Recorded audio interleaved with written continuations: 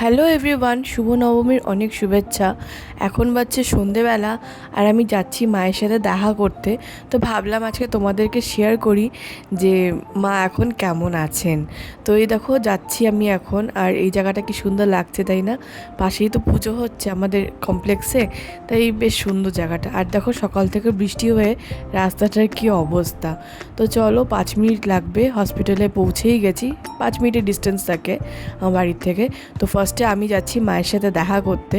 তো এইটুকু সময় না খুব এক্সাইটেড থাকি আমি, ওই সকালে একবার আর বিকেলে। এই দেখো মা এখন ঠাকুর করে অনেকটাই ভালো আছেন, সুস্থ আছে। তো সব ঠিক থাকলে কালকে হয়তো ছুটিও হয়ে যাবে মায়ের। তো একটু মাথাটা হাত বুলিয়ে দিচ্ছি। কার ভালো লাগে বলো তো এই পুজোর সময় হসপিটালে থাকতে। তো এখন অনেকটাই যেহেতু ভালো আছে, মনটাও একটু শান্তি লাগছে। তো চলো নিচে যাচ্ছি, এবার বাবা যাবে উপরে মায়ের সাথে একটু দেখা করতে, তাই আমি এখানে অপেক্ষা করছি বাবার। তো বাবাইও এখন চলে এসছে। তো বাড়ি যাচ্ছি, আর তো ভিজিটিং আওয়ার শেষ। আবার দেখা হবে কালকে, বাই।